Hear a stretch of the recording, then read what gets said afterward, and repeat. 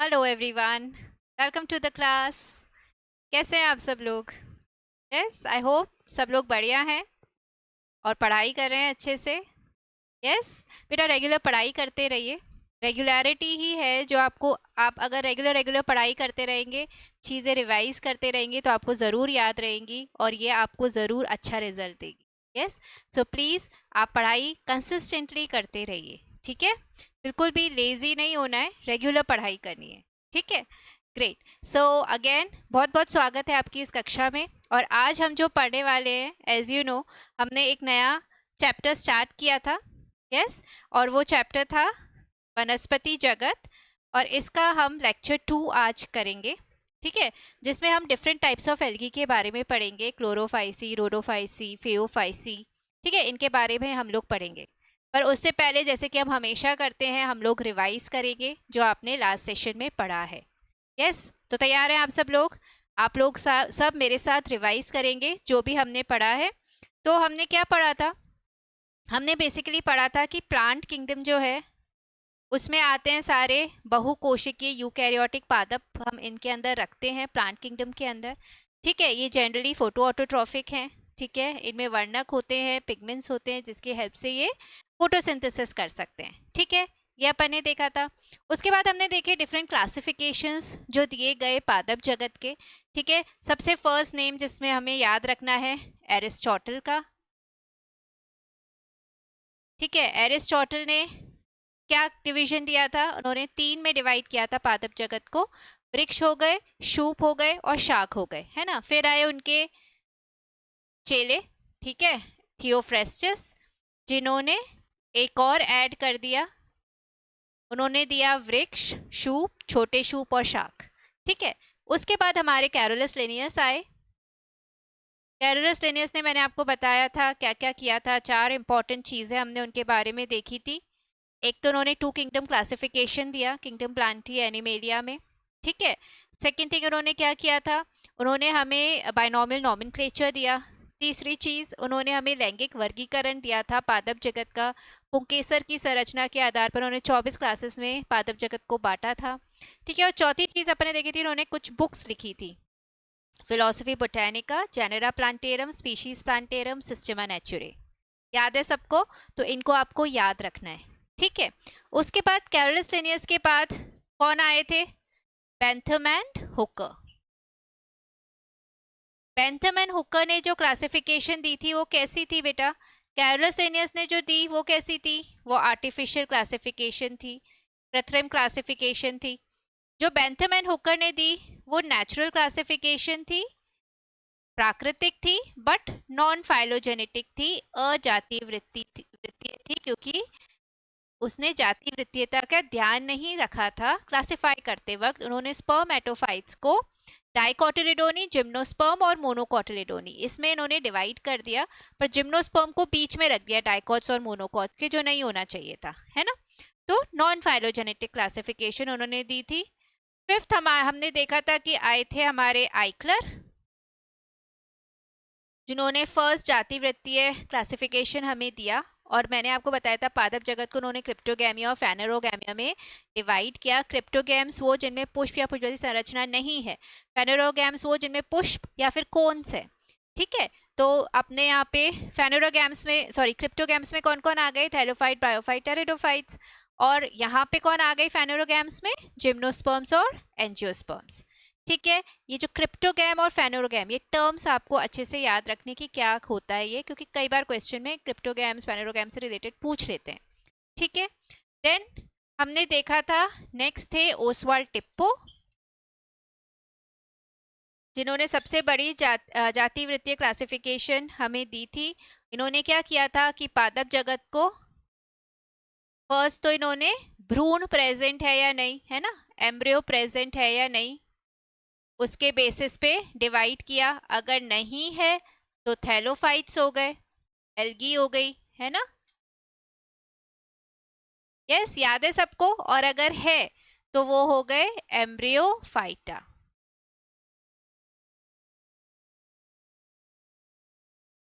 ठीक है? फिर एम्ब्रियोफाइटा को इन्होंने डिवाइड किया ऑन द बेसिस ऑफ संवहन ऊतक है या नहीं है, कि वेस्कुलर टिश्यूज हैं या नहीं हैं।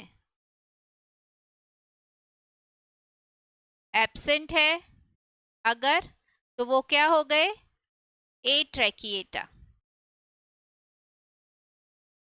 ठीक है, और अगर प्रेजेंट है तो वो क्या हो गया, ट्रैकियोफाइटा। ठीक है, उसके बाद अपन ने देखा एट्रैकिएटा में कौन आ जाएंगे, ब्रायोफाइट्स।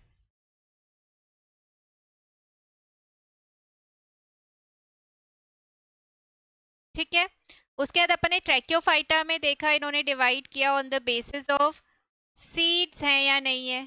ठीक है, अगर एब्सेंट है तो वो हो गए टेरिडोफाइट्स, और अगर प्रेजेंट हैं सीड्स, ठीक है, तो अपन उनको बोलेंगे स्पर्मेटोफाइटा।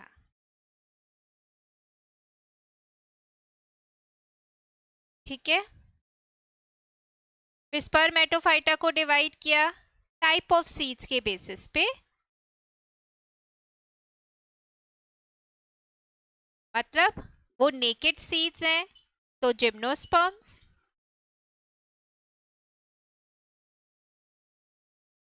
और अगर कवर्ड सीड्स हैं तो एंजियोस्पर्म्स। ठीक है, यस सबको याद है। तो ये क्लासिफिकेशन जो थी वो हमें टिप्पो जी ने दी थी। यस, ओसवाल्ड टिप्पो ने ये हमें क्लासिफिकेशन दी थी। तो ये सारी क्लासिफिकेशन अपन ने पढ़ी। फिर हम आए मेनली थैलोफाइट्स पे, जिनको हमने सबसे फर्स्ट पढ़ने वाले हैं, दैट इज एल्गी। ठीक है, एल्गी या फिर थैलोफाइट्स। अब थैलोफाइट्स जो हैं, इनकी जो प्लांट बॉडी होती है बेसिकली, ये डिवाइडेड नहीं होती है रूट, स्टेम और लीफ में, है ना। जड़, तना, पत्ती आपको ऐसे नहीं दिखाई देगी, थैलस लाइक बॉडी है, इसलिए इसको थैलोफाइट्स अपन ने बोला है। ठीक है, कोई जो बॉडी है वो विभेदित नहीं है डिफरेंट डिफरेंट पार्ट्स में।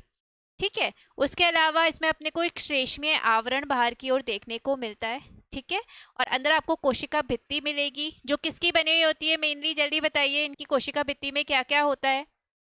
सेल्यूलोज होता है, यस, और क्या होता है, गैलेक्टन्स, मैनन्स। ठीक है, और कुछ जो शैवाल है उनकी कोशिका भित्ति में आपको खनिज लवण भी मिल सकते हैं, मिनरल सॉल्ट्स भी मिल सकते हैं, जैसे कि कैल्शियम कार्बोनेट। मैंने इसका एग्जाम्पल भी आपको बताया था, कोरलीना। ठीक है, तो ये अपन ने कोशिका भित्ति में देखा था, ये सब इनमें प्रेजेंट हो सकता है। अब आपको पता ही है एल्गी क्या है, फोटो ऑटोट्रॉफ्स है ना, फोटोट्रॉफ्स है, खुद अपना खाना बनाते हैं, तो उनमें वर्णक भी प्रेजेंट होते हैं। तो हमने देखा था कि वर्णक जो है क्लोरोफिल ए और बीटा कैरोटीन, ये कैसे वर्णक है, ये यूनिवर्सल है। यूनिवर्सल मतलब सारी एल्गी में ही मिलते हैं ये दोनों वर्णक, तो आपको सारी एल्गी में मिलेंगे। उसके अलावा भी वर्णक प्रेजेंट होते हैं जो अपन अभी पढ़ेंगे।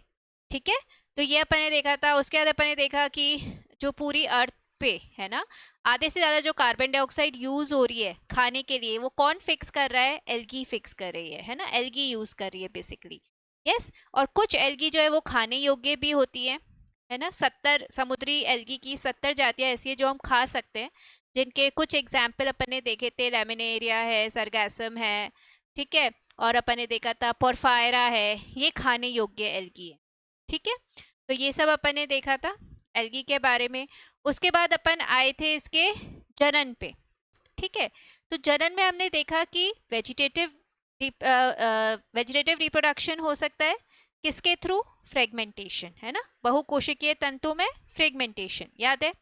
ठीक है, सेकेंड किसके थ्रू हो सकता है, ए सेक्सुअल रिप्रोडक्शन। ए सेक्सुअल रिप्रोडक्शन जो है, इनमें अगर अनुकूल बेसिकली कंडीशंस हैं, फेवरेबल कंडीशंस हैं, तो जूस्पोर्स बनेंगे, चल बीजाणु बनेंगे।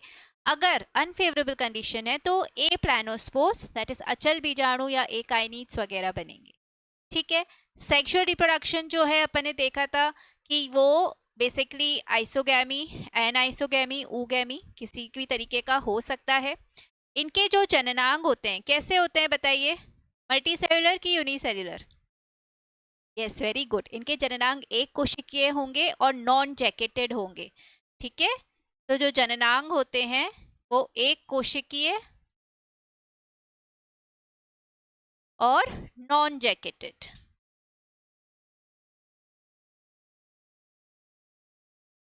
ठीक है, पर अपन ने फिर देखा था कि एक इसमें एक एक्सेप्शन भी मैंने बोला था आपको याद रखना है। कौन सा एक्सेप्शन था, जल्दी बताओ। कौन सा ऐसा शैवाल है, सॉरी, जिसके अंदर आपको जो जननांग है वो मल्टी सेल्यूलर और जैकेटेड मिलते हैं। वेरी गुड, एग्जाम्पल वॉज कारा। ठीक है, और कारा मैंने आपको बताया भी था, अगर आपको याद हो, है ना। तो आपको ऊपर की तरफ तो फीमेल जननांग मिलेगा, ठीक है, जिसको अपन बोलेंगे न्यूक्यूल, और नीचे की तरफ आपको मिलता है ग्लोब्यूल की नर जननांग है। ठीक है, ये नर, ये मादा। ठीक है, समझ में आया आपको। तो कारा का एग्जाम्पल आपको याद रखना है, वेरी इंपॉर्टेंट। ठीक है, अब जनरली जो इनकी बॉडी होती है वो हैप्लॉइड होती है ना, हैप्लॉइड है, अगुणित है। तो इनकी जो लाइफ साइकिल है जनरली कैसी होती है, हैप्लॉन्टिक होती है। ठीक है, पर एक मैंने आपको एग्जाम्पल बोला था वापस याद रखने के लिए, वो है फ्यूकस। फ्यूकस एक ब्राउन एल्गी है जिसकी लाइफ साइकिल कैसी है, डिप्लॉन्टिक। ठीक है, ये भी आपको याद रखना। देखिए, एक्सेप्शंस हमेशा याद रखने, वो ज़रूरी होते हैं। ठीक है, समझ में आया आपको। उसके बाद अपन ने देखा, जैसे मैंने आपको बोला, कि सेक्सुअल रिप्रोडक्शन किसी भी तरीके का हो सकता है। आइसोगैमस हो सकता है ना, एन आइसोगैमस हो सकता है, और ऊगैमस हो सकता है। ठीक है, आइसोगैमस मतलब दोनों युग्मक समान, एन आइसोगैमस मतलब दोनों युग्मक समान नहीं है, डिफरेंट है, छोटा बड़ा ऐसे हो सकते हैं। और ऊगैमस मतलब वो एक तरीके का एनाइसोगैमी है, दोनों युग्मक समान नहीं है, नर जो छोटा है वो गतिशील है, मादा जो है, मादा युग्मक, वो बड़ा होता है और अगतिशील होता है। ठीक है, तो अपन ने, मैंने आपको एग्जाम्पल याद करने का एक तरीका बताया था इसका।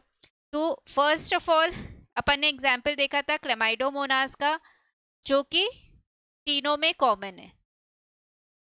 ठीक है, ये तीनों में कॉमन है। फिर मैंने आपको क्या बताया था, जल्दी बताइए, क्या लिखोगे आप यहाँ पे, ई और नीचे एफ। ठीक है, ई से यहाँ पे आप, ठीक है, क्लेमाइडोमोनास हो गया ये, समझ में आ रहा है सबको। यस, फिर ई से अपन यहाँ पे क्या लिखेंगे, एक्टोकार्पस, और यहाँ पे हम क्या लिखेंगे, फ्यूकस। ठीक है, फिर हमने लिखा यू, दैट इज यूलोथ्रिक्स, और यहाँ पे हम लिखेंगे वी, दैट इज वॉल्वॉक्स। ठीक है, फिर हमने यहाँ पे लिखा एस, दैट इज स्पायरोगायरा, और यहाँ पे भी एस, दैट इज सरगैसम। उसके अलावा एक कारा आप यहाँ पे और ऐड कर दो। ठीक है, और यहाँ पे एक यूडोरेना एग्जाम्पल और आपको याद करना है, समझ में आया। और मैंने आपको बताया था यूलोथ्रिक्स के कैसे युग्मक होंगे, गतिशील, और इसके होंगे अगतिशील। इन चीज़ों से क्योंकि क्वेश्चंस आते हैं इसलिए मैं आपको बता रही हूँ, तो आपको ये चीज़ याद होनी चाहिए। और कैसे याद करना है ये मैंने आपको बताया, इस तरीके से आप याद करेंगे, याद हो जाएगा इजीली। ठीक है, तो ये सब अपन ने लास्ट क्लास में पढ़ा था बेटा। अब आज अपन क्या पढ़ने वाले हैं, डिफरेंट एल्गी जो हैं, डिफरेंट जो हमारी क्लासेस हैं, क्लोरोफाइसी, फियोफाइसी, रोडोफाइसी, इनको डिटेल में पढ़ेंगे। ठीक है, लेट्स स्टार्ट। तो सबसे पहले अपन देख रहे थे, एक टेबल बनाते हैं जिसमें मेजर मेजर कैरेक्टर्स हम लोग उसी टेबल से याद कर लेंगे। ठीक है, फिर बाकी हम और जो भी थोड़े बहुत बचेंगे वो इंडिविजुअली देख लेंगे। ठीक है, तो first of all upon start करते हैं, एक टेबल बना लेते हैं। तो ये हो गई हमारी क्लोरोफाइसी। ठीक है, फिर क्लोरोफाइसी के बाद हो गई आपकी फियोफाइसी, और फिर हो गई रोडोफाइसी। ठीक है, क्लोरोफाइसी मतलब ग्रीन एल्गी, ये तो आप सबको पता ही है। फियोफाइसी मतलब ब्राउन एल्गी, और रोडोफाइसी मतलब रेड एल्गी। ठीक है बेटा, यस। अब फर्स्ट जो अपन इसमें पढ़ रहे हैं, मैंने आपको क्या बताया था, जब हम एल्गी का वर्गीकरण करते हैं तो मेजर बेसिस किसको लेते हैं, वर्णक, उनके जो पिगमेंट्स हैं उसको। तो फर्स्ट हम देखेंगे किसमें क्या वर्णक प्रेजेंट है। ठीक है, तो क्लोरोफाइसी के अंदर होता है क्लोरोफिल ए और बी, पियोफाइसी में क्लोरोफिल ए और सी, और रोडोफाइसी में क्लोरोफिल ए और डी। याद रहेगा, ए तो सब में, बी सी डी। ठीक है, फिर बीटा कैरोटीन मैंने आपको पहले भी बताया था यूनिवर्सल है ना, सारी एल्गी में आपको ये मिलेगा। ठीक है, अब बचते हैं जेंथोफिल। सब में अलग अलग जेंथोफिल होते हैं। जैसे क्लोरोफाइसी में कौन से जेंथोफिल होता है, वायोला जेंथिन और ड्यूटिया जेंथिन। ठीक है, फियोफाइसी में फ्यूकोजेंथिन, और इसी की वजह से इनका ब्राउन कलर होता है। ठीक है, और रोडोफाइसी में होता है फाइको एरिथ्रिन और फाइको साइनिन। ठीक है, तो समझ में आया आपको कौन कौन से वर्णक हैं। यस, ठीक है, आगे बढ़ते हैं। अब वर्णक के बाद हम देख लेते हैं संचित भोजन। नेक्स्ट मैंने आपको बताया कि संचित भोजन और कोशिका भित्ति, ये दो चीजें भी देखी जा सकती हैं। तो संचित भोजन हम अगर देखें तो क्लोरोफाइसी में कौन सा होता है संचित भोजन, क्लोरोफाइसी में होता है स्टार्च। ठीक है, फियोफाइसी में लैमिनरिन और मैनीटॉल। ठीक है, ये दोनों ही कॉम्प्लेक्स कार्बोहाइड्रेट्स हैं। ठीक है, और जो रोडोफाइसी है उसमें होता है फ्लोरिडियन स्टार्च। इसकी जो संरचना है, फ्लोरिडियन स्टार्च की जो संरचना है वो एमाइलोपेक्टिन और ग्लाइकोजन के समान होती है। ठीक है, तो फ्लोरिडियन स्टार्च जो है उसकी संरचना एमाइलोपेक्टिन, ठीक है, और ग्लाइकोजन के समान होती है। तो ये हो गए इनके संचित भोजन। नेक्स्ट थिंग क्या होती है, नेक्स्ट हम ले सकते हैं इनकी कोशिका भित्ति।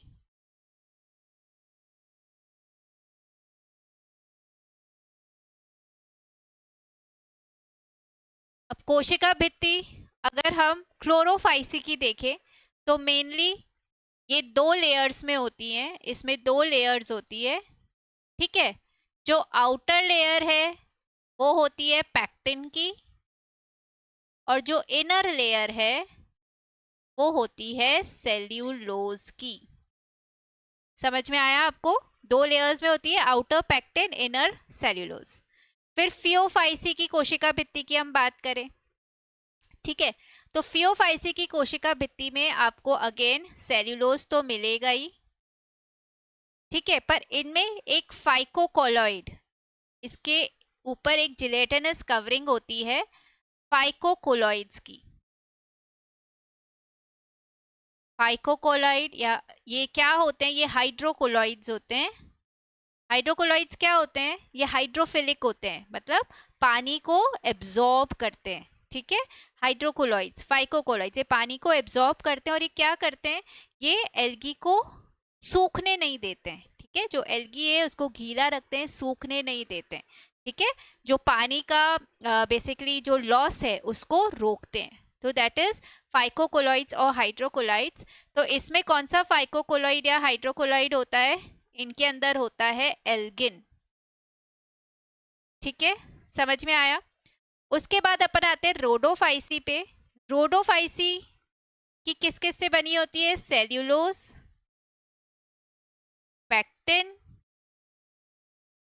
पॉलीसल्फेट एस्टर और अगेन इसमें भी एक हाइड्रोकोलोइड होता है, वो है अगार। ठीक है, तो ये हो गई आपकी कोशिका भित्ति। समझ में आया सबको? देखिए यहां से अपन इसका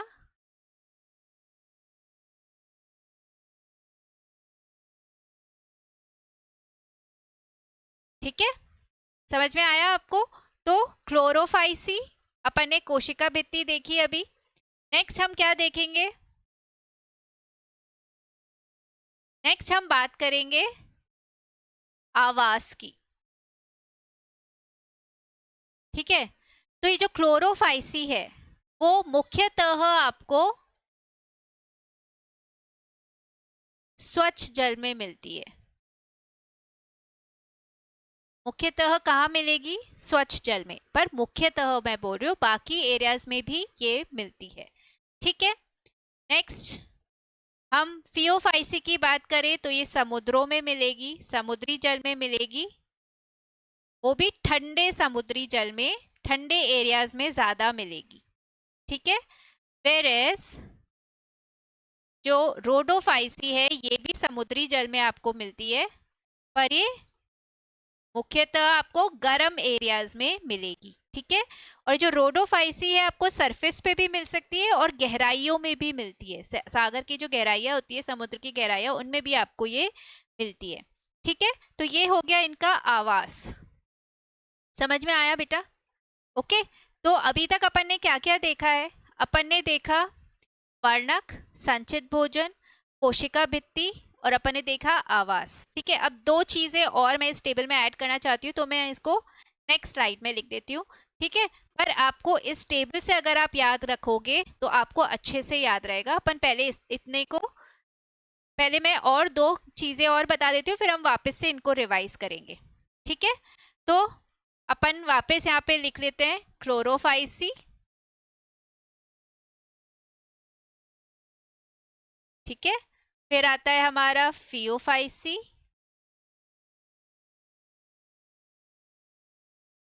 और फिर आता है रोडोफाइसी।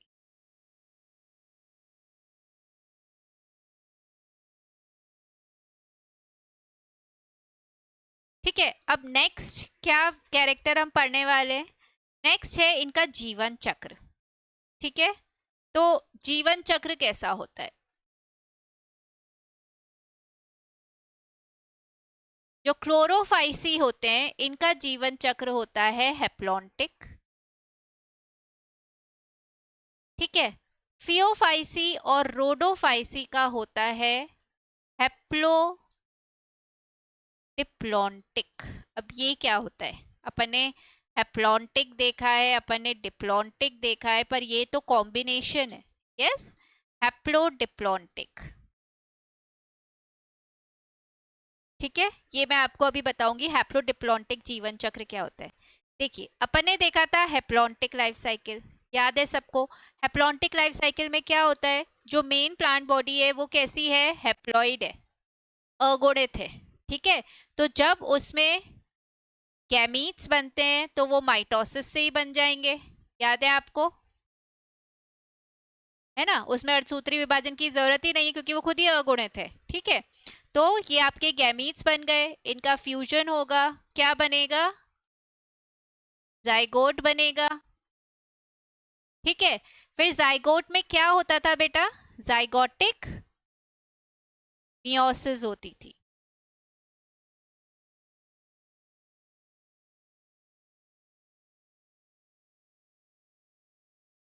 ठीक है, जाइगोट में जाइगोटिक मियोसिस होगा और आपको वापस से अगुणित जो जीव है वो मिल जाएगा। ठीक है, तो ये थी अपनी हैप्लॉन्टिक लाइफ साइकिल। ठीक है, जो हैप्लॉइड जीव से शुरू हुई है, अगुणित जीव से शुरू हुई। ठीक है, उसमें सिर्फ एक जो द्विगुणित स्टेज है वो सिर्फ जाइगोट वाली स्टेज है, उसके बाद मियोसिस हो जाता है और वापस अपने को अगुणित जीव मिल जाता है। ये है हैप्लॉन्टिक लाइफ साइकिल। एक अपन ने देखी थी डिप्लॉन्टिक लाइफ साइकिल। डिप्लॉन्टिक में क्या होता है कि जीव अगर डिप्लॉइड है तो अगर उसको गैमीट्स बनाने, युग्मक बनाने हैं, तो उसमें क्या होगा बेटा? उसमें होगा मियोसिस, है ना, अर्धसूत्री विभाजन, तभी तो गैमीट्स बनेंगे। ठीक है, फिर वो गैमीट्स फ्यूज होंगे और वो क्या बनाएंगे, जाइगोट। ठीक है, और फिर जाइगोट डेवलप होगा माइटोसिस से अगेन इनटू दिस ऑर्गेनिज्म, है ना। तो अपन ने इसमें क्या देखा था, इसमें कैसी मियोसिस हो रही है, गैमेटिक मियोसिस, है ना। यहाँ पे जाइगोटिक मियोसिस, यहाँ पे गैमेटिक मियोसिस, ये होती है अपनी डिप्लॉन्टिक लाइफ साइकिल। सबको याद है बेटा, ये अपन पढ़ चुके हैं। ये है हैप्लॉन्टिक, ये है डिप्लॉन्टिक। अब हैप्लोडिप्लॉन्टिक में क्या होता है, हैप्लोडिप्लॉन्टिक में क्या होता है कि जो ऑर्गेनिज्म है वो है हैप्लॉइड, ठीक है, अगुणित ही है। ठीक है, अब जब वो गैमीट्स बनाएगा तो क्या होगा, क्या मियोसिस होगा, मियोसिस की जरूरत ही नहीं है, अर्धसूत्री विभाजन नहीं होगा, माइटोसिस से ही वो क्या करेगा, गैमीट्स बनाएगा। ठीक है, अब ये गैमीट्स फ्यूज करेंगे और क्या बनाएंगे, जाइगोट।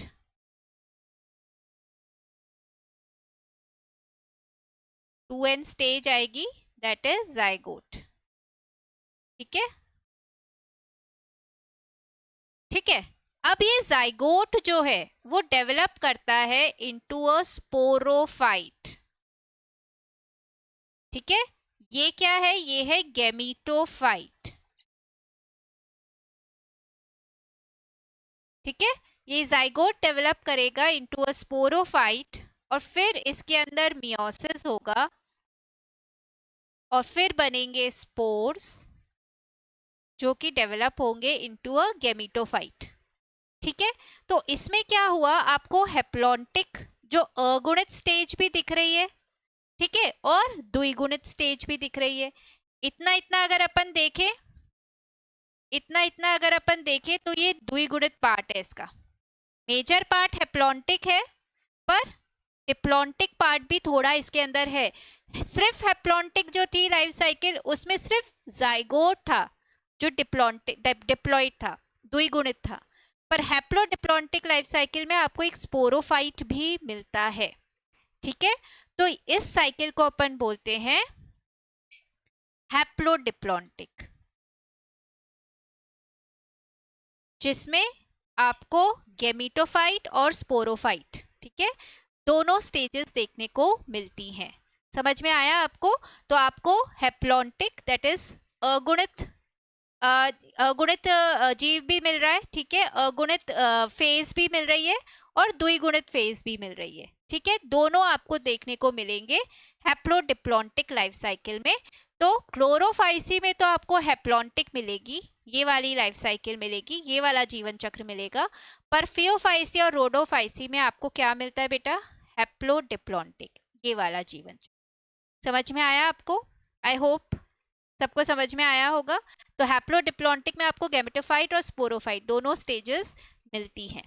ठीक है, नेक्स्ट अब अपन देखते हैं लास्ट फीचर जो इस टेबल में हम ऐड करेंगे, वो है फ्लैजिला। ठीक है, इनके जो जूस्पोर्स बनते हैं, ठीक है, उस पे होते हैं फ्लैजिला, अगर वो चल बीजाणु हैं तो। ठीक है, तो वो कितने फ्लैजिला होंगे, ठीक है, कैसे उनका कैसे वो लोकेटेड होंगे, ठीक है, कैसे वो स्थित होंगे, उसके बेसिस पर हम इसको पढ़ेंगे। तो ये है फ्लैजिला के बेसिस पे, फ्लैजिला दैट इज कशाबिकाएं जो इनके अंदर होंगी। ठीक है, तो क्लोरोफाइसी में जो फ्लैजिला है वो कितनी हो सकती है, 2 से 8 हो सकती है और ये समान होती हैं। ठीक है, और शीर्ष पर स्थित होती हैं, टॉप पे। ठीक है, वेरएस फियोफाइसी में भी चल बीजाणु आपको मिलेंगे और इसके अंदर 2 फ्लैजिला होगी जो असमान होगी। ठीक है, और इन ये कैसे स्थित होगी, पार्श्वीय, लेटरली स्थित होगी। ठीक है, रोडोफाइसी में चल बीजाणु नहीं होते हैं, इसमें कोई भी गतिशील अवस्था नहीं होती है रोडोफाइसी के अंदर। ठीक है, तो इनमें आपको फ्लैजिला अनुपस्थित है, फ्लैजिला नहीं होती है। समझ में आया बेटा? ठीक है, चलिए अब अपन रिवाइज करते हैं इस टेबल को। आपको इसी के अंदर 2 कॉलम और बना लेने हैं और वो जो नेक्स्ट स्लाइड में मैंने 2 कॉलम करवाए हैं वो इसमें ही ऐड कर लेना है। ठीक है, तो सबसे पहले ग्रीन एल्गी के वर्णक हमने देखे, क्लोरोफिल ए बी, यहाँ पे क्लोरोफिल ए सी लिखा है, यहाँ क्लोरोफिल ए डी, तो बी सी डी आपको ऐसे याद रहेगा। ठीक है, फिर बीटा कैरोटीन सब में था तो वो मैंने लिख दिया। अब हम जेंथोफिल की बात करें तो क्लोरोफाइसी में वायोला जेंथिन और ल्यूटिया जेंथिन, फियोफाइसी में फ्यूकोजेंथिन, ठीक है, और रोडोफाइसी में फाइकोएरिथ्रिन, फाइकोसाइनिन।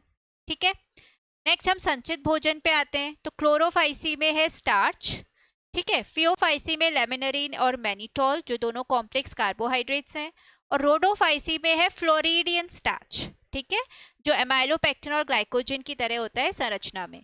ठीक है, फिर कोशिका भित्ति की बात करें तो क्लोरोफाइसी में 2 लेयर्स होती हैं कोशिका भित्ति की, आउटर जो लेयर है वो पैक्टिन की, अंदर वाली लेयर सेल्यूलोज की। ठीक है, वेरेज इन फियोफाइसी जो कोशिका भित्ति है वो सेल्यूलोज की बनी हुई होती है और इसमें कुछ इसके ऊपर एक जिलेटिनस कवरिंग होती है हाइड्रोकोलॉइड्स की, दैट इज एल्गिन।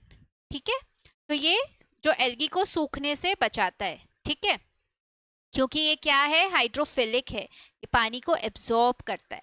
ठीक है, देन वी हैव रोडोफाइसी जिसमें होता है सेल्यूलोज, पैक्टिन, पॉलीसल्फेट एस्टर्स और अगेन एक हाइड्रोकोलॉइड हो सकता है इनके अंदर, दैट इज अगार।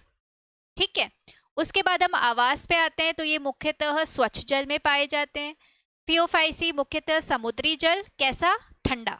ठीक है, रोडोफाइसी भी समुद्री जल पर कैसा, गर्म। समझ में आया आपको?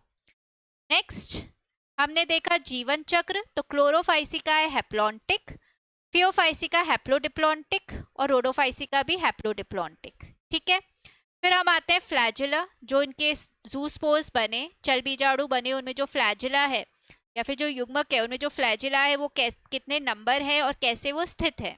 ठीक है, क्लोरोफाइसी में 2 से 8 हो सकते हैं, समान होते हैं और शीर्ष पर स्थित होते हैं। फियोफाइसी में 2 होते हैं, असमान होते हैं और पार्श्वीय दैट इज लेटरल होते हैं। ठीक है, और रोडोफाइसी में फ्लैजिला होता ही नहीं है, अनुपस्थित होता है। समझ में आया सबको? यस, तो बेसिकली रोडोफाइसी में आपको कोई भी गतिशील स्टेज मिलती ही नहीं है। ठीक है, क्योंकि इनमें चल बीजाणु होते ही नहीं है। ठीक है, समझ में आया आप लोग को? ग्रेट, ये टेबल बहुत इंपॉर्टेंट है क्योंकि इसमें काफी सारे कैरेक्टर्स अपनी इस टेबल में कवर हो जाते हैं। ठीक है, अब जो बचे हैं वो अपन इंडिविजुअली अब कर लेंगे। तो फर्स्ट ऑफ ऑल हम आते हैं क्लोरोफाइसी पे। ठीक है, डिवीजन है क्लोरोफाइटा और क्लास है क्लोरोफाइसी, जिसके अंदर आ रहे हैं हमारे ग्रीन एल्गी। ठीक है, तो हरी शैवाल जो है वो सबसे विकसित शैवाल है। सबसे विकसित शैवाल कौन सी होती है? Green algae. ठीक है, इनका आवास अगर अपन देखें तो मैंने आपको बताया मुख्यतः ये स्वच्छ जल में आपको मिलेंगी। ठीक है, मुख्यतः कहाँ मिलेंगी? स्वच्छ जल में। पर ये एक्चुअली कॉस्मोपॉलिटन है। कॉस्मोपॉलिटन मतलब सब जगह आपको मिल सकती है, मुख्यतः यहाँ पर, बाकी जगह भी ऐसा नहीं नहीं मिलती, मिल सकती है।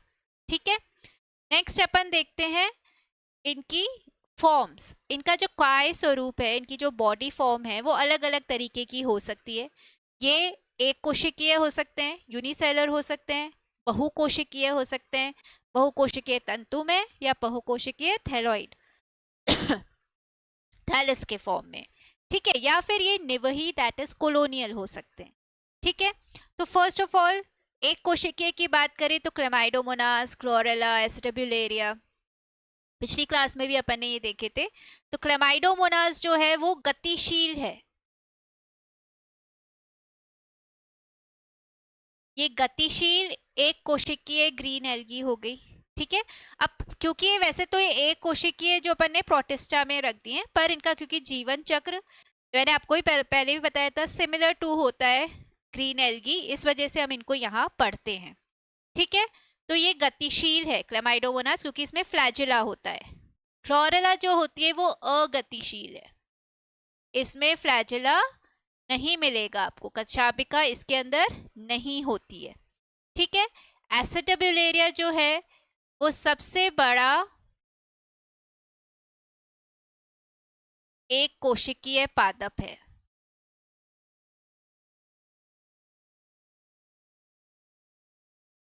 ठीक है, सबसे बड़ा एक कोशिकीय पादप है एसिटाब्यूलेरिया, ठीक है। तो क्लामाइडोमोनास गतिशील, क्लोरेला है अगतिशील और एसिटाब्यूलेरिया है सबसे बड़ा एक कोशिकीय पादप। और ये जो आपको दिख रहा है ना, ये एसिटाब्यूलेरिया ही है, ठीक है। ये आपको जो पिक्चर दिख रही है ये किसकी है, ये है एसिटाब्यूलेरिया, ठीक है।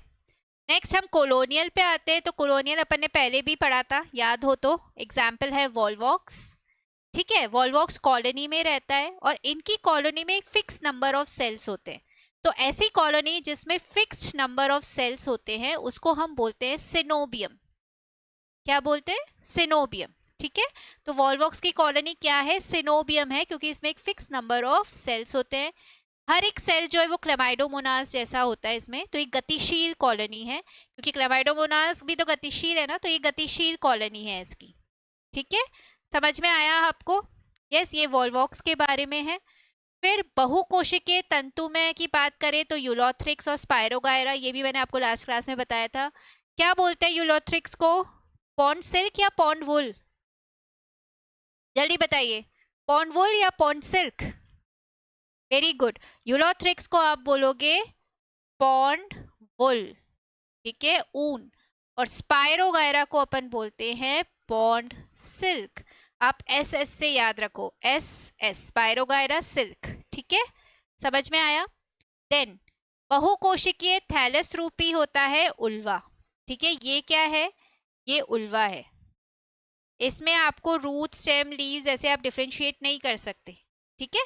थैलस लाइक है, बहुकोशिकीय है, ये एग्जाम्पल है उल्वा, ठीक है। तो ये अलग अलग फॉर्म्स में हो सकते हैं, या तो ये एक कोशिकीय हो सकते हैं या फिर ये कोलोनियल हो सकते हैं। जैसे मैंने आपको बताया वॉल्वॉक्स, वॉल्वॉक्स की कॉलोनी को बोलते हैं सिनोबियम, बिकॉज इसमें एक फिक्स नंबर ऑफ सेल्स होते हैं, डेफिनेट ओरिएंटेशन, डेफिनेट अरेंजमेंट होती है, ठीक है। बहुकोशिकीय तंतुमय हो सकते हैं जैसे यूलोथ्रिक्स और स्पायरोगायरा, और मल्टी सेल्यूलर थैलॉइड हो सकते हैं जैसे कि उल्वा, ठीक है बेटा। तो ये अलग अलग फॉर्म्स में आपको ग्रीन एल्गी मिल सकती है। नेक्स्ट हम आते हैं इसकी संरचना पे। अब हम जब संरचना की बात करते हैं, इसकी जो कोशिका भित्ति है बेसिकली वो बनी हुई होती है, मैंने आपको बताया था 2 लेयर्स में होती है, ठीक है। तो अंदर की परत तो सेलुलोज की होती है, जो बाहरी परत होती है वो होती है पैक्टिन की, ठीक है। उसके ऊपर भी एक श्लेष्मीय आवरण इनके ऊपर पाया जाता है। तो हरे शैवाल में कठोर कोशिका भित्ति होती है जिसकी भीतरी परत सेल्यूलोज तथा जो बाहरी परत होती है वो किसकी बनी हुई होती है, पैक्टोज की। ये जैसे अपना एक रिवीजन ही है, क्योंकि ये चीज अपन ने मैंने टेबल में भी आपको बताई है, ठीक है ना। तो बस आपको ऐसे ही इसको याद रखना है। अब जो वर्णक हैं वो कहाँ होंगे, ऑब्वियसली क्लोरोप्लास्ट में होंगे, है ना। हरित लवक में आपको वर्णक मिलते हैं, ठीक है। अब इनमें हरित लवक जो है उनके आकार अलग अलग हो सकते हैं, और ये आकारों के नाम ना आपके एनसीईआरटी में दिए हुए हैं।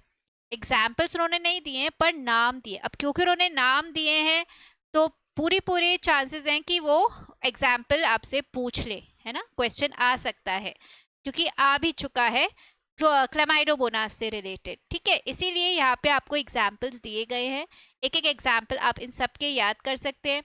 तो ये जो वर्णक है, पिगमेंट्स हैं, वो अपने को पता है फर्स्ट ऑफ ऑल तो कौन कौन से होते हैं, मैंने आपको बताया था, chlorophyll A, B, beta carotene, yes याद है सबको।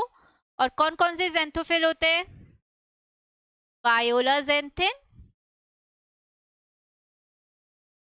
एंड ल्यूटिया ज़ैंथिन,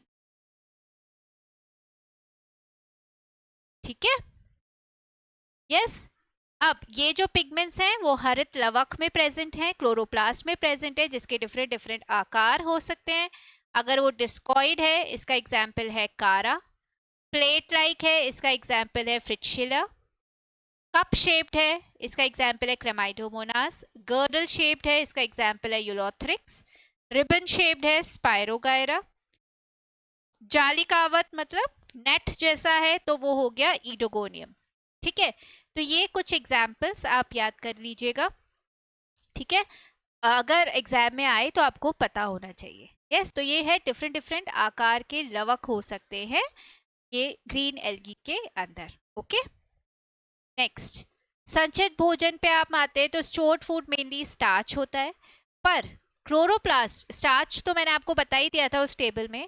अब एक और चीज इसमें क्या एडेड है, क्लोरोप्लास्ट के अंदर आपको कुछ बॉडीज मिलती हैं, कुछ संयुक्त कणिकाएं मिलती हैं, बेसिकली जिसको अपन पैरानॉइड बॉडीज बोलते हैं। ये संयुक्त कणिकाएं किसकी हैं, स्टार्च और प्रोटीन्स की। ठीक है, तो स्टार्च और प्रोटीन्स के कैसे होता है, इसमें स्टार्च का तो आवरण होता है। ठीक है, तो बाहर तो आपको स्टार्च मिलेगा और अंदर जो कोर है वो किसका होता है, प्रोटीन का। ठीक है, अंदर कोर जो है वो प्रोटीन का है और बाहर जो है वो स्टार्च है। तो ऐसी आपको संयुक्त कणिकाएं मिलती हैं। ठीक है, कहाँ मिलती है, क्लोरोप्लास्ट में मिलती हैं और इनको हम क्या बोलते हैं, पायरेनॉइड्स। ठीक है, तो पायरेनॉइड्स किस में मिलती है, ग्रीन एल्गी में मिलती है। कहाँ मिलती है, क्लोरोप्लास्ट में मिलती है। क्या होती है ये स्टार्च और प्रोटीन की संयुक्त कणिकाएं हैं, जिसमें स्टार्च बाहर और प्रोटीन अंदर होता है। समझ में आया आपको, ये आप याद रखेंगे। नेक्स्ट हम आते हैं जनन पे। अब वेजिटेटिव रिप्रोडक्शन जैसे अपन पहले भी पढ़ चुके हैं, विखंडन द्वारा होगा, फ्रेगमेंटेशन होगा। एसेक्सुअल रिप्रोडक्शन भी अपन पहले पढ़ चुके हैं कि अगर अच्छी स्थिति हुई, फेवरेबल कंडीशंस हुई तो क्या बनाएंगे, ये चल बीजाणु, दैट इज जूस्पोर्स बनाएंगे। ठीक है, जो कि जूस्पोरेंजिया के अंदर में दिख रहा है आपको, ये जूस्पोरेंजिया है, उसके अंदर ये जूस्पोर्स बन रहे हैं। ठीक है, ये जूस्पोर्स है। ठीक है, चल बीजाणु। तो एसेक्सुअल रिप्रोडक्शन, अगर फेवरेबल कंडीशंस हैं तो जूस्पोर्स बनेंगे, अगर अनफेवरेबल कंडीशंस हैं तो ए प्लानोस्पोर्स या एकाइनी, जैसे मैंने आपको बताया था। उसके बाद हम आते हैं सेक्सुअल रिप्रोडक्शन पे। सेक्सुअल रिप्रोडक्शन आइसोगैमी भी हो सकती है, एनाइसोगैमी भी हो सकता है और ऊगैमी भी हो सकती है। ठीक है, समझ में आया। अब जो मैंने आपको यहाँ पे फ्लैजेला का बताया था, याद है आप सबको, बताओ कितने फ्लैजेला होते हैं, कितने फ्लैजेला होंगे, वेरी गुड, 2 से 8 फ्लैजेला होते हैं।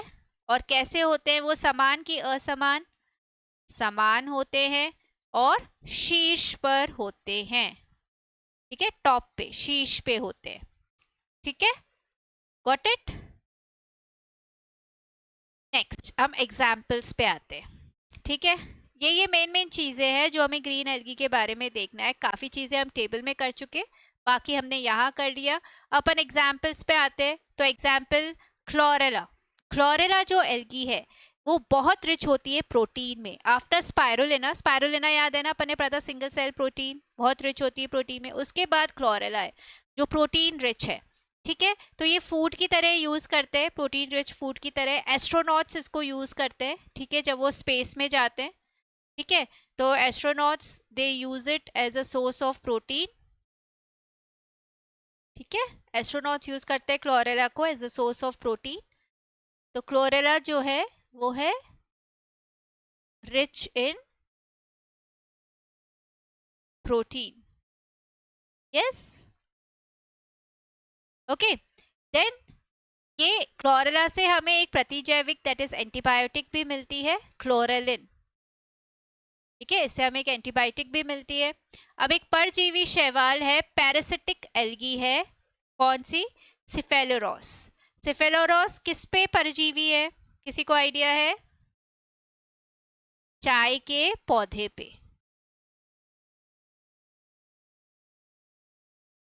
ठीक है, और ये क्या कॉज करती है चाय के पौधे पे, ये कॉज करती है रेड रस्ट,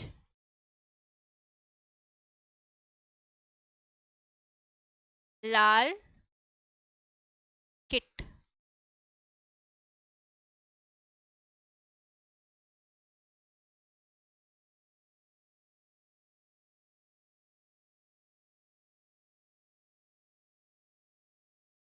ठीक है, तो ये जो सिफेलोरॉस है ये परजीवी है, पैरासिटिक है, चाय के पौधे पे कॉज करती है रेड रस्ट या फिर लाल किट।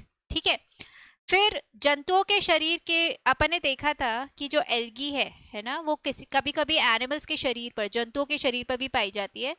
तब अपन इसको बोलते हैं एपिजोइक। ठीक है, एपीफाइटिक मतलब प्लांट्स के लकड़ियों के ऊपर जो उग रहा है वो एपीफाइटिक, जो एनिमल्स पे उग रही है वो एपिजोइक। ठीक है, तो एपिजोइक हम इसको बोलते हैं। इसका एग्जाम्पल है क्लैडोफोरा, जो मॉलस्क का जो कवर होता है उसके ऊपर, मॉलस्क के कवच पर ये उगती है। और एक है ट्राइकोफिलस, जो कि स्लॉथ बेयर के ऊपर उगती है। ठीक है, तो स्लॉथ बेयर के ऊपर ट्राइकोफिलस, ठीक है, और मॉलस्क के कवर पे क्लैडोफोरा। समझ में आया आपको? तो ये कुछ एग्जाम्पल्स हमको याद रखने ग्रीन एल्गी के। एक हो गया क्लोरेला, ठीक है, दूसरा आपको हो गया सेफेलोरॉस, और 3 4 आपको क्लैडोफोरा, ट्राइकोफिलस। ठीक है, ये पता होना चाहिए। तो क्लोरेला के बारे में तो क्या पता होना चाहिए कि ये प्रोटीन रिच है, इसको एस्ट्रोनॉट्स यूज करते हैं, इससे क्लोरेलिन मिलता है। ठीक है, उसके बाद हमें पता होना चाहिए सेफेलोरॉस के बारे में कि वो पैरासिटिक है। ठीक है, और ये किस पे पैरासिटिक है? चाय के पौधे पे, और ये कॉज करती है रेड रस्ट। ठीक है, उसके बाद हमें पता होना चाहिए एपिजोइक कौन कौन सी ग्रीन एल्गी हैं। तो वो है एक तो क्लैडोफोरा, जो मॉलस्क के कवच पे आपको मिलेगी, और एक है ट्राइकोफिलस, यस, जो कि स्लॉथ बेयर पे मिलेगी। समझ में आया सबको? ठीक है, तो ये मेन मेन चीजें हमें याद रखनी है। बाकी हमने ग्रीन एल्गी के और भी एग्जाम्पल्स देखे थे, जैसे कारा। ठीक है, कारा क्या है? एक ग्रीन एल्गी। यस, नेक्स्ट हम आते हैं फियोफाइसी पे। Phaeophyceae that is brown algae. ठीक है, अब फियोफाइसी का जो डिवीजन है वो है फियोफाइटा, इसमें पूरे शैवाल आते हैं। अब हैबिटेट की बात करें तो क्या बताया मैंने आपको, मुख्यतः कहाँ मिलेंगे? समुद्री जल में, और कैसे? ठंडे समुद्री जल में। ठीक है, तो ब्राउन एल्गी लवणीय जल अर्थात समुद्र में मेनली पाई जाती है। ठीक है, और ब्राउन एल्गी जो है इसको अपन क्या बोलते हैं? जो इसमें आती है कैल्प्स। ठीक है, और ये जो कैल्प होती है इनको हम बोलते हैं समुद्री खरपतवार, सीवीड्स। ठीक है, चलिए अब अपन इसको देखते हैं संरचना। संरचना की बात करें हम तो ये बहुकोशिकीय तंतुमय है। ठीक है, मल्टी सेल्यूलर फिलामेंटस है, और इनके तंतु बहुत लंबे हो सकते हैं, 100 मीटर तक लंबे हो सकते हैं। ठीक है, तो इतने लंबे लंबे इनके तंतु हो सकते हैं, इतनी लंबाई इनकी हो सकती है। और इसमें आते हैं जैसे कैल्प्स, है ना, जैसे मैं जिनको अभी मैंने आपको बोला ना समुद्री खरपतवार अपन बोलते हैं, सी वीड्स है, कैल्प्स इतने ही लंबे लंबे होते हैं। ठीक है, समझ में आया? तो सबसे बड़ा जो ब्राउन एल्गी अपने को मिलता है वो है मैक्रोसिस्टिस।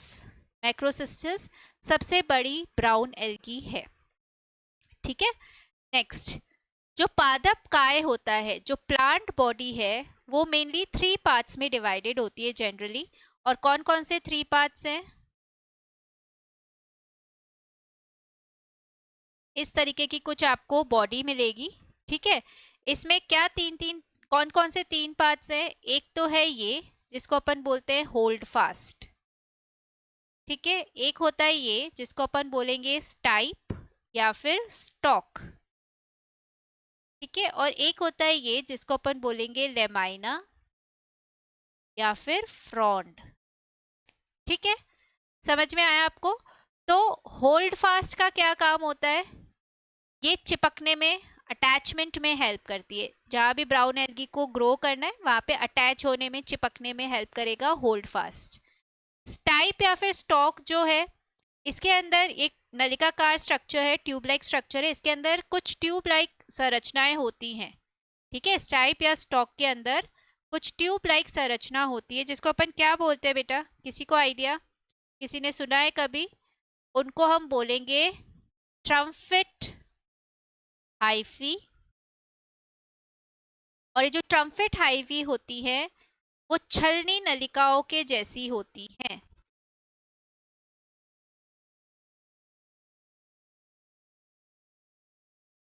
जो सीव ट्यूब्स होती है ना फ्लोएम में, उनके समान होती हैं ट्रम्फिट हाइवी इस टाइप या फिर स्टॉक में। तो ये फूड के कंडक्शन में, फूड के ट्रांसपोर्ट में हेल्प करती है, जैसे कि सीव ट्यूब करती है। ठीक है, उसके बाद होता है ये लेमाइना या फिर फ्रॉन्ड। ये जो है ये लीफ लाइक स्ट्रक्चर है। ठीक है, लीफ लाइक स्ट्रक्चर है, तो ये इसका काम क्या है? खाना बनाना। ठीक है, प्रकाश संश्लेषण करना। तो हमको 3 पार्ट्स मेनली मिलते हैं। एक हो गया होल्ड फास्ट, जो क्या हेल्प करता है, अटैचमेंट में, चिपकने में मदद करता है इसको सबस्ट्रेटम से। ठीक है, एक हो गई स्टाइप या फिर स्टॉक, जिसमें आपको ट्रम्फेट हाइफी मिलती है, जो कि छलनी नलिका के समान है, सीव ट्यूब के समान है। और एक हो गया ऊपर आपको लेमाइना या फिर फ्रॉन्ड, जो कि लीफ लाइक होता है, पत्ती जैसा होता है और प्रकाश संश्लेषण में हेल्प करता है, और इसी वजह से इन एल्गी को हम लीफी एल्गी भी बोलते हैं। ठीक है, तो प्लांट बॉडी प्रायः होल्ड फास्ट द्वारा किसी अधोस्तर दैट इज सबस्ट्रेटम से चिपक जाती है। इसमें एक वृंत दैट इज स्टॉक या फिर स्टाइप होता है, तथा पत्ती के समान प्रकाश संश्लेषी भाग होता है, जिसे प्रपर्ण दैट इज लेमाइना और फ्रॉन्ड कहते हैं। ठीक है, इसलिए ब्राउन एल्गी को हम लीफी एल्गी भी कहते हैं। एग्जाम्पल है लैमिनेरिया। ठीक है, तो इनके अंदर ये 3 पार्ट्स हो सकते हैं, और इसका एग्जाम्पल है आपका लैमिनेरिया। अब अपन आते हैं इसकी कोशिका भित्ति पे। ठीक है, कोशिका भित्ति अभी मैंने टेबल में जब आपको बताया तो फियोफाइट्स की कोशिका भित्ति किसकी बनी हुई है, सेलुलोज की बनी हुई है। ठीक है, आउटर उसको जिलेटिनस कवरिंग रहती है, कोटिंग रहती है, किसकी, हाइड्रोकोलॉइड्स की, फाइकोकोलॉइड्स की, और वो कौन सा फाइकोकोलॉइड है, एल्जिन। ठीक है, एल्गिन या फिर एल्जिनेट्स इनमें आपको मिलते हैं। ठीक है, इसमें उच्च जल धारण क्षमता होती है, ये वाटर को एब्जॉर्ब करके रखता है, हाइड्रोफिलिक होता है, इसलिए ये जो एल्गी है उसको सूखने से बचाता है। उसके साथ साथ अब ये कहाँ पे यूज करते हैं हम लोग इसको as a thickening agent use करते हैं। ठीक है, गाढ़ा करने में यूज करते हैं चीजों को, जैसे कि आइसक्रीम्स को। देखो आइसक्रीम एक आप अपने घर पे जमाओ और एक बाहर से लाओ, वो ज्यादा थिक होती है, क्रीमी होती है, क्यों, क्योंकि उसमें एल्गिन मिलाया जाता है।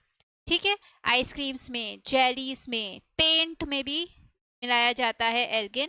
उसके अलावा साबुन, आइसक्रीम, पॉलिश, क्रीम, प्लास्टिक बनाने में इसका यूज किया जाता है। ठीक है, तो इनके जो कोशिका भित्ति की और जिलेटिनस कवरिंग है वो एल्गिन की होती है। वॉट इट एवरीवन, तो ये संरचना के बारे में हुआ बहुकोशिकीय तंतु में, और तंतु बहुत बड़े बड़े हो सकते हैं इनके। सबसे बड़ी ब्राउन एल्गी है मैक्रोसिस्टिस। फिर हमने देखा इसके 3 मेजर पार्ट्स है। ठीक है, होल्ड फास्ट, स्टाइप और लेमाइना या फिर फ्रॉन्ड। और उसके बाद हमने देखा कि इसका जो कोशिका भित्ति है उसके ऊपर जो जिलेटिनस कोटिंग है उसमें एल्जिन या एल्गिन होता है। ठीक है, पिगमेंट्स की बात करें, बताइए, याद है आपको टेबल, कौन कौन से पिगमेंट्स थे, क्लोरोफिल ए तो सब में ही है, तो इसके अंदर भी है। फिर सी, ठीक है, फिर हमने देखा था बीटा कैरोटीन सब में ही है, तो इसके अंदर भी होगा। अब जेंथोफिल कौन सा होता है इसके अंदर, जेंथोफिल इसके अंदर होता है फ्यूकोजेंथिन, और ये फ्यूकोजेंथिन की मात्रा ही है, ठीक है, जो डिटरमाइन करती है इसका ब्राउन कलर। समझ में आया आपको, तो ये सारे इसके वर्णक हैं जो इसको आपको जो मिलेंगे इसके अंदर। स्टोर्ड फूड जो है वो है लेमिनरिन एंड मैनिटॉल, ये है इनका स्टोर्ड फूड, ये भी हम उस टेबल में पढ़ चुके हैं। जनन देखें तो जनन बेसिकली अगर हम वेजिटेटिव रिप्रोडक्शन की बात करें तो वो विखंडन से, दैट इज फ्रेगमेंटेशन से होता है।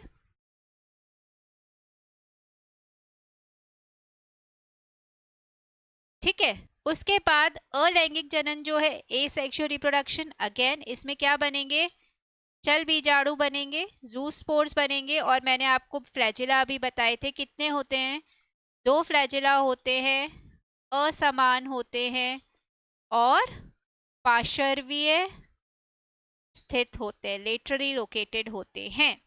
ठीक है, इनके जो जूस्पोर्स है वो नाशपति के शेप के होते हैं, नाशपति, पायरी फॉर्म बोलते हैं हम इंग्लिश में। ठीक है, नाशपति के शेप के होते हैं, आकार के होते हैं।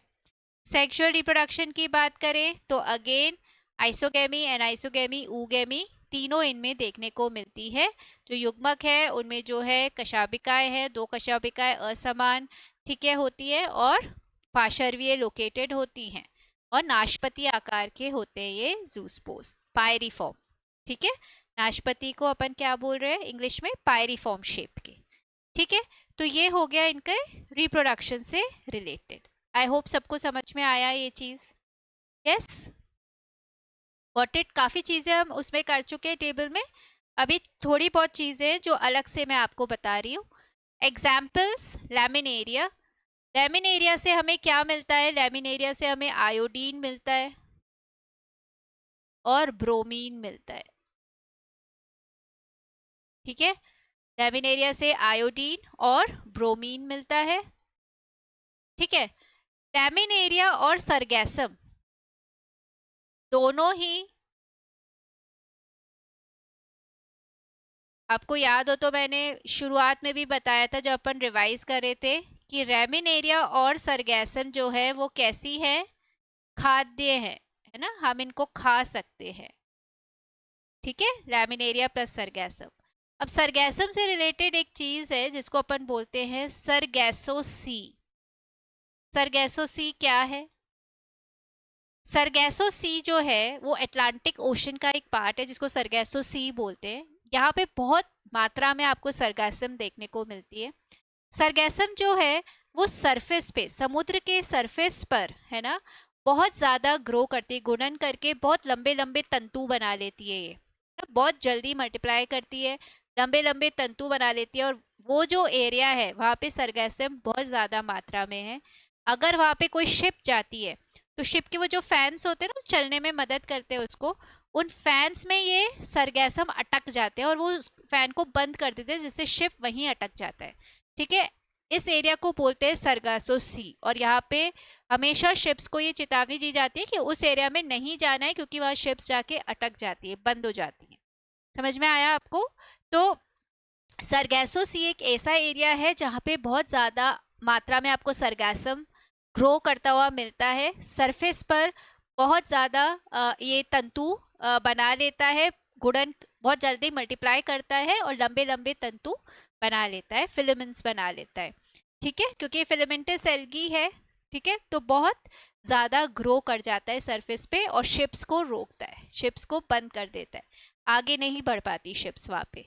ठीक है, फिर कैल्प जो है, जैसे मैंने आपको बताया बहुत ही बड़े बड़े लंबे लंबे तंतु होते हैं। कैल्प्स जो है वो भी ऐसे ही एक है जिनके बहुत ही शाखित और लंबे तंतु होते हैं। ठीक है, उसके बाद आते हैं दूसरे एग्जाम्पल्स, डिक्टियोटा, फ्यूकस और एक्टोकार्पस। तो ये कुछ एग्जाम्पल्स हैं जो आपको ब्राउन एल्गी के याद रखने हैं। Laminaria, Sargassum, kelps, Dictyota, Fucus. Fucus आपको याद हो तो मैंने आपको बताया था इसकी लाइफ साइकिल कैसी होती है? डिप्लॉन्टिक। ठीक है, ये एक एल्गी है जिसकी डिप्लॉन्टिक लाइफ साइकिल है। तो डिक्टियोटा और एक्टोकार्पस भी इनका एग्जाम्पल है। अब आप देखिए लैमिनेरिया, मैंने आपको बताया था फ्रॉन्ड, स्टाइप और होल्ड फास्ट, है ना, 3 पार्ट्स आपको दिख रहे हैं। ये है फ्यूकस, इसमें आपको एयर ब्लैडर दिख रहा है। ये क्या है? ये एयर ब्लैडर है। ठीक है, मिडरिप के दोनों ओर आपको इसमें एयर ब्लैडर देखने को मिल रहे हैं। ये इनको फ्लोट करने में हेल्प करते हैं, लाइट की तरफ जाने में। ठीक है, और ये है डिक्टियोटा। ठीक है, देखिए बच्चों, इसमें क्या है आपको कि एनसीईआरटी में जो भी डायग्राम्स दे रखे हैं वो बहुत इंपॉर्टेंट है। डायग्राम रिलेटेड क्वेश्चंस ये लोग पूछते हैं। तो डायग्राम में ये मार्किंग्स पूछ सकते हैं, लेबलिंग्स पूछ सकते हैं, आइडेंटिफाई करने को पूछ सकते हैं कि ये कौन सा डायग्राम है, किसका डायग्राम है। ठीक है, या फिर कुछ डायग्राम्स दे देंगे और पूछेंगे कि ये एल्गी कौन से ग्रुप की है, पियोफाइसी है, रोडोफाइसी है, क्लोरोफाइसी है। ठीक है, तो इस तरीके से डायग्राम बेस्ड क्वेश्चंस बनते हैं प्लांट किंगडम से।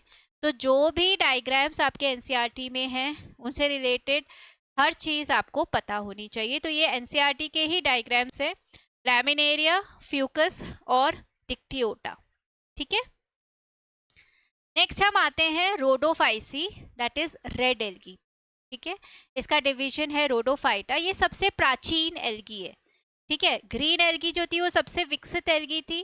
ठीक है, ये जो है सबसे प्राचीन एल्गी है, रेड एल्गी।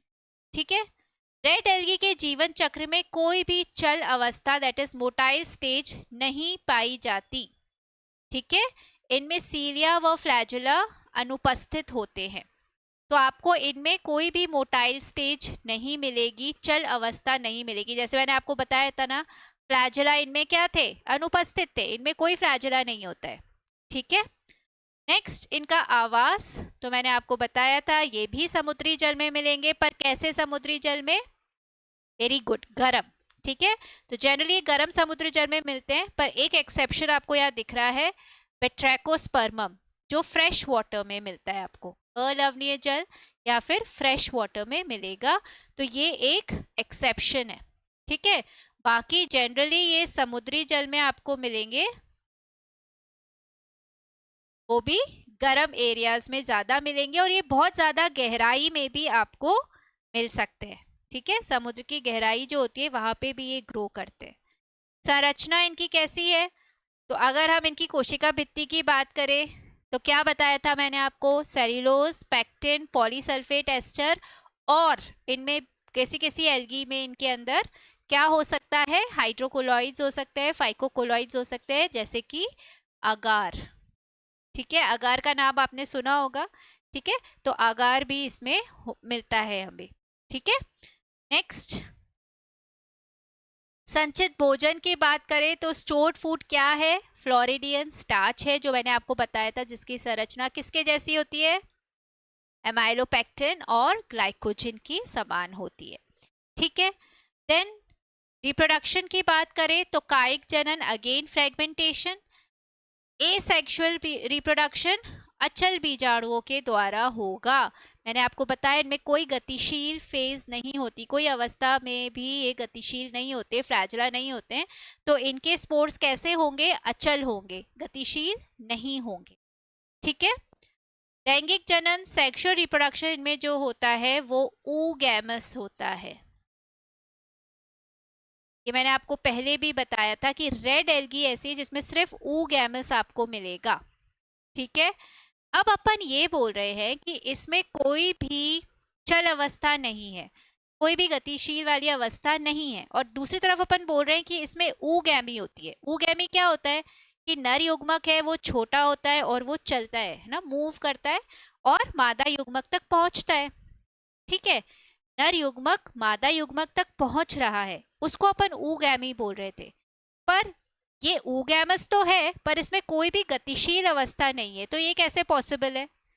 इसमें होता क्या है बेटा कि मान लीजिए ये एक थैलस है, ठीक है, ये एक शैवाल है, इस पे ये नर जननांग है, ठीक है, जिसको अपन क्या बोलते हैं,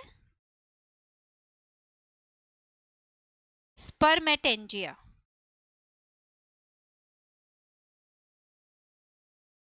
ठीक है। और यहाँ पे है,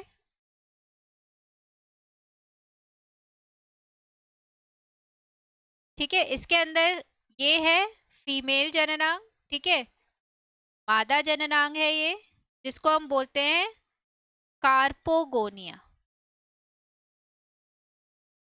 ठीक है, स्पर्मेटेंजिया, कार्पोगोनिया। अब क्या होता है, नर जननांग के अंदर है नर युग्मक और मादा जननांग के अंदर है मादा युग्मक, फीमेल गैमीट। अब ऊगैमी में क्या होगा, जो नर युग्मक है उसको मादा युग्मक के पास आना है, ठीक है। तो वो कैसे आता है, इसमें क्या होता है कि जो नर जननांग है वो पूरा का पूरा सेपरेट हो जाता है एक शैवाल से, इस शैवाल से ये पूरा का पूरा अलग हो जाएगा, ठीक है, और कार्पोगोनिया की तरफ आएगा और यहाँ आके ये इस युग्मक को रिलीज कर देगा, ठीक है, कार्पोगोनिया के अंदर। तो बेसिकली अगर अपन देखें तो युग्मक जो है, युग्मक तो ये है,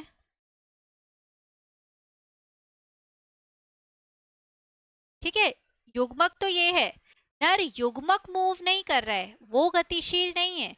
गतिशील क्या है, जो नर जननांग है वो खुद ही, ठीक है, एक शैवाल से अलग होकर फिर पानी के जरिए, ठीक है, लहरों के जरिए, पानी के जरिए वो कार्पोगोनिया दैट इज मादा जननांग के पास आता है और यहाँ पर मादा युग्मक रिलीज होता है, ठीक है।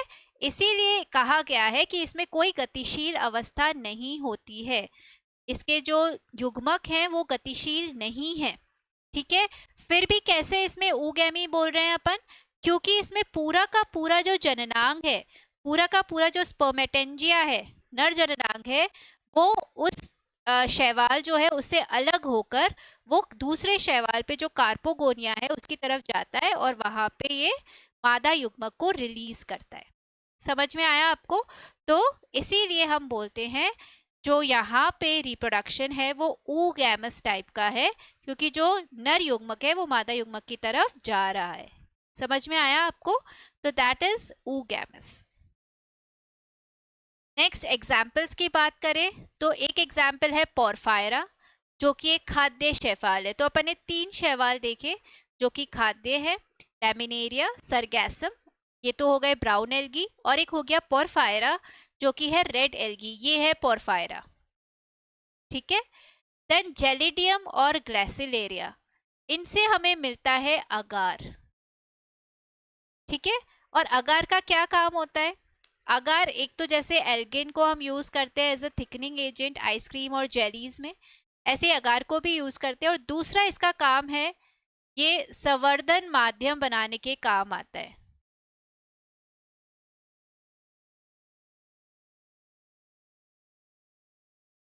संवर्धन माध्यम, दैट इज कल्चर मीडियम।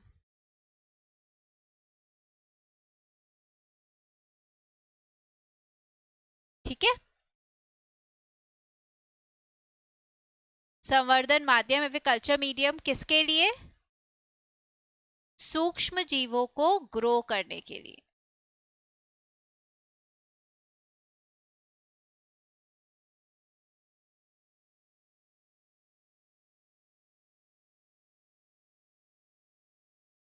ठीक है। तो ये एक कल्चर मीडियम की तरह हम इसको यूज करते हैं, माइक्रो ऑर्गेनिजम्स को, सूक्ष्म जीवों को कल्चर करने के लिए, ग्रो करने के लिए अगार यूज किया जाता है। तो जेलिडियम और ग्रेसिलेरिया से हमें अगार मिलता है, जो एक तो थिकनिंग एजेंट है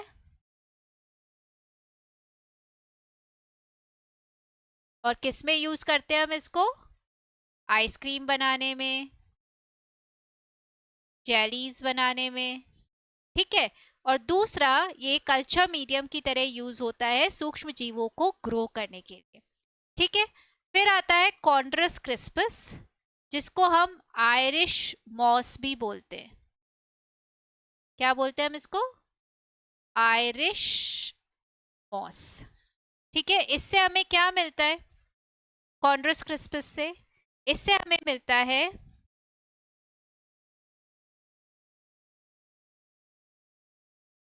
कैराजीन।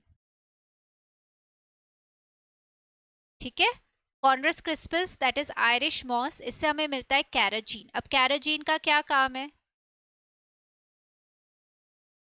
कैराजीन जो है, ये कैप्सूल जो लेते हैं ना अपन, दवाई लेते हैं, उसके खोल बनाने के काम में आते हैं। जो कैप्सूल होता है उसके ऊपर एक कोटिंग होती है ना, फिर उसके अंदर दवाई होती है। कोटिंग जो है आपको प्लास्टिक जैसी लगती है, वो प्लास्टिक नहीं है, वो कैराजीन की बनी हुई होती है। कैराजीन जब आप कैप्सूल लेते हो तो ये आपके स्टमक में जाती है कैप्सूल, वहाँ पे जो डाइजेस्टिव एंजाइम्स होते हैं उसके इन्फ्लुएंस में ये जो कैराजीन है ये डाइजेस्ट हो जाता है, ये घुलनशील होता है और फिर जो दवाई है वो बाहर निकल के आती है। ठीक है। तो ये जो कैप्सूल के खोल होते हैं वो कैराजीन के बने हुए होते हैं, जो अपने को किससे मिलता है? कॉन्ड्रस क्रिस्पस से। ठीक है।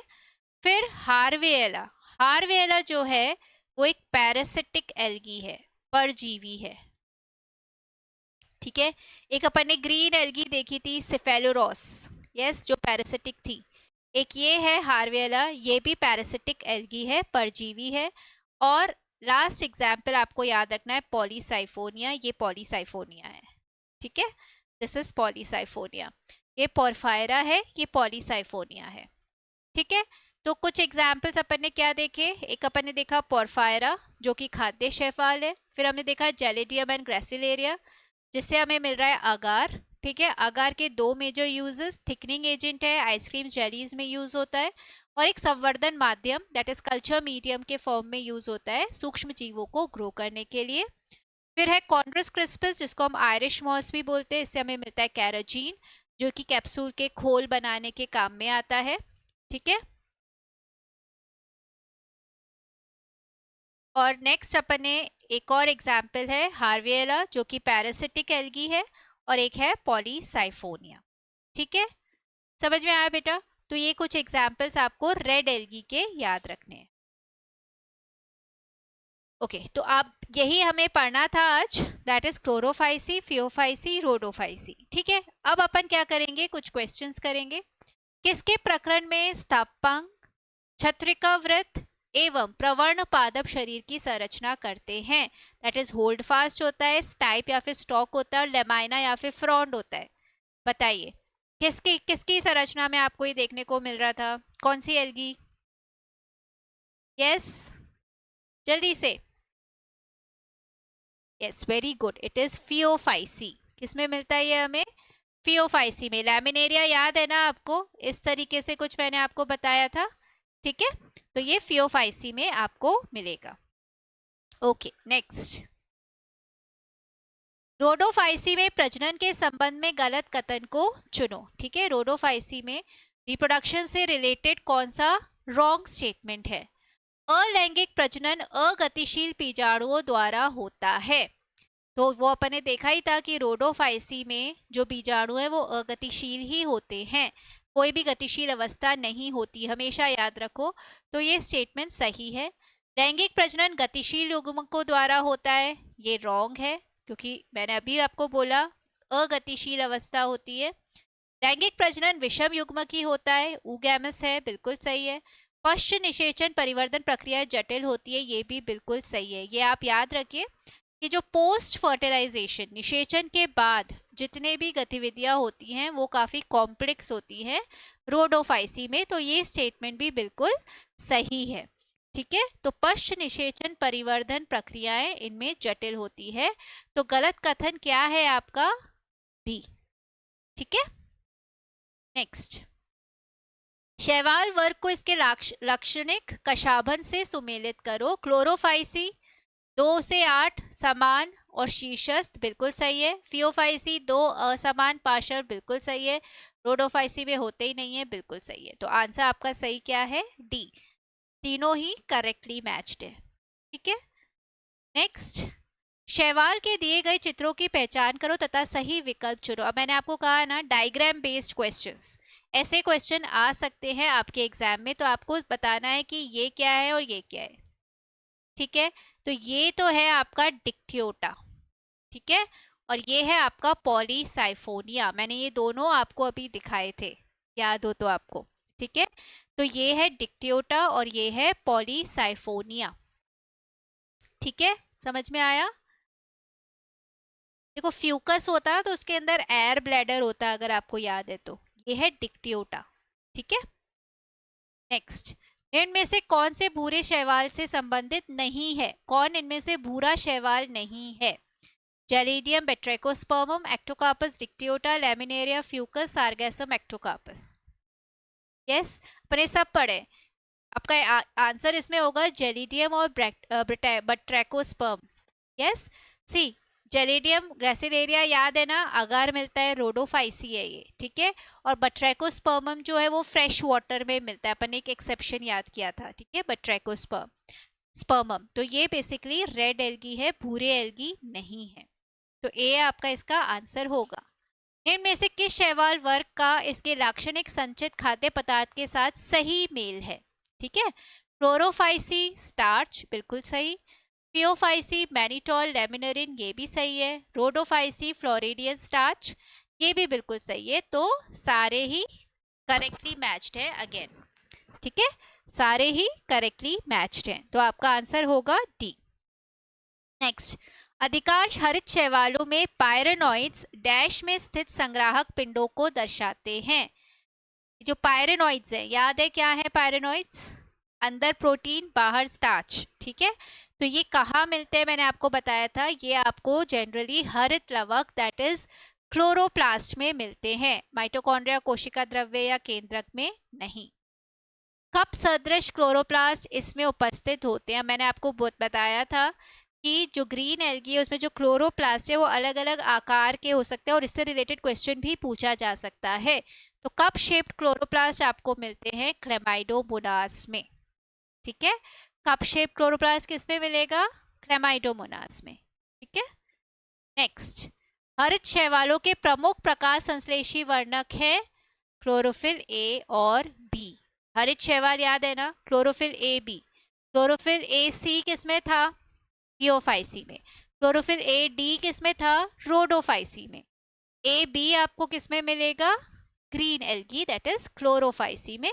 इसलिए आपका आंसर है ए। नीचे दिए गए चित्र में दिखाए गए शैवाल किस वर्ग से संबंधित हैं? अगेन मैंने आपको बताया डायग्राम बेस्ड क्वेश्चन। तो इसमें आपको मिल रहा है क्लेमाइडोमोनास, वॉलवॉक्स और कारा, जो सारे ही क्या है? क्लोरोफाइसीज है, ग्रीन एल्गी है। ठीक है, तो आपका आंसर होगा ए, दैट इज क्लोरोफाइसी। नेक्स्ट, पायरेनॉइड्स किससे बने होते हैं? यस, पायरेनॉइड्स किससे बने होते हैं? मैंने अभी आपको बताया था, पायरेनॉइड्स बने हुए होते हैं प्रोटीन युक्त केंद्र और मंड आच्छद। ठीक है, जो कोर है वो प्रोटीन का और बाहर आपको स्टार्च मिलेगा। ठीक है, तो इसका आंसर होगा आपका ए। प्रोटीन आच्छद से गिरा हुआ न्यूक्लिक एसिड नहीं। वसा आच्छद द्वारा गिरा हुआ प्रोटीन का अंतर्भाग, ये भी नहीं है। प्रोटीन के आच्छद से गिरा हुआ स्टार्च नहीं। इसमें प्रोटीन अंदर है, स्टार्च बाहर है, तो आपका आंसर होगा ए। नेक्स्ट, हरे शैवालों में दृढ़ कोशिका भित्ति होती है जिसकी आंतरिक परत डैश से तथा बाहरी परत डैश से बनी हुई होती है। तो ग्रीन एल्गी में मैंने आपको बताया जो कोशिका भित्ति है वो 2 लेयर्स में होती है। अंदर वाली कौन सी किससे बनी हुई होती है? सेल्यूलोज से। और बाहरी जो परत है वो किससे बनी हुई होती है? पैक्टोज से। तो आपका आंसर क्या होगा? डी। यस। नेक्स्ट, एक शोध के छात्र ने कुछ शैवाल का संग्रह किया और पाया कि इनकी कोशिकाओं में क्लोरोफिल ए तथा डी के साथ साथ फाइकोएरिथ्रिन भी उपस्थित है। यह शैवाल किसका सदस्य है? Yes, chlorophyll A, D, phycoerythrin, phycocyanin किस में था? वेरी गुड, रोडोफाइसी में। और रोडोफाइसी जो है उनसे रिलेटेड एक बात और याद रखनी है हमें कि इसके जो वर्णक है ना वो बहुत ज्यादा ब्लू ग्रीन एल्गी से मिलते जुलते हैं, है ना। जो नील हरित शैवाल अपन ने पढ़े थे उनसे मिलते जुलते हैं, उनमें ही फाइकोएरिथ्रिन, साइनिन आपको ये सब मिल रहे थे। ठीक है, तो इसी वजह से ये जो एल्गी है रेड एल्गी, ये भी गॉडिकोव प्रभाव दिखाती है। गॉडिकोव इफेक्ट याद है क्या था? यस, गॉडिकोव प्रभाव क्या था कि समुद्र की गहराई में जैसे जैसे अपन नीचे जाते जाते हैं ये एल्गी जो है अपने कलर्स चेंज करती जाती है ना, अलग अलग कलर दिखाती है। ऐसे ही रेड एल्गी भी, इसमें भी वही सारे वर्णक है जो ब्लू ग्रीन एल्गी में होते हैं, तो ये भी गॉडिकोव प्रभाव दिखाती है। तो बता, आप जैसे जैसे गहराई पे जाओगे समुद्र की, इसके कलर चेंज होते जाते हैं। ठीक है, समझ में आया? ये है गॉडिकोव इफेक्ट। नेक्स्ट, निम्नलिखित में से कौन सा कथन असत्य है? एल्जिन और कैराजिनिन शैवाल के उत्पाद है। बिल्कुल सही, हमने देखा था ये हमें एल्गी से मिल रहे हैं। अगर अगर जैलिडीनियम और ग्रासिलेरिया से प्राप्त किया जाता है। बिल्कुल सही, ये दोनों रोडोफाइसी के मेंबर हैं और इनसे हमें अगर अगर मिलता है। क्लोरेला और स्पाइरुलिना को अंतरिक्ष खाद्य पदार्थ के रूप में प्रयोग किया जाता है। यस, प्रोटीन रिच फूड है। रोडोफाइसी में संचयित खाद्य पदार्थ मैनिटॉल होता है। Is it right?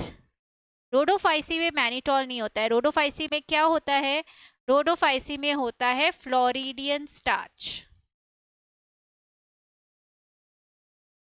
ठीक है, लैमिनरीन और मैनिटॉल किस में होता है? फियोफाइसी में, ब्राउन एल्गी में। इसलिए ये स्टेटमेंट रॉन्ग है। ठीक है, तो आपका आंसर क्या होगा? डी। नेक्स्ट, निम्नलिखित में से किस शैवाल में संचयी खाद्य पदार्थ के रूप में मैनिटॉल होता है? तो अभी मैंने आपको बताया लैमिनरीन और मैनिटॉल आपको किस में मिलेगा? ब्राउन एल्गी में, फियोफाइसी में। तो इसमें से फियोफाइसी का एग्जाम्पल क्या है?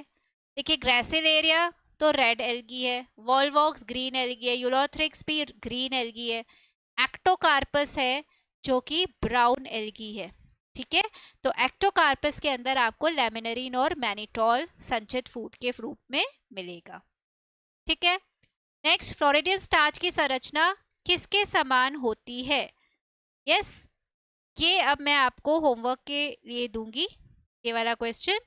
फ्लोरिडियन स्टार्च की संरचना किसके समान होती है? ये भी मैंने आपको जब पढ़ाया है तो मैंने बताया है कि फ्लोरिडियन स्टार्च जो है वो संरचना में किसके सेम है, किससे सिमिलर है, ठीक है।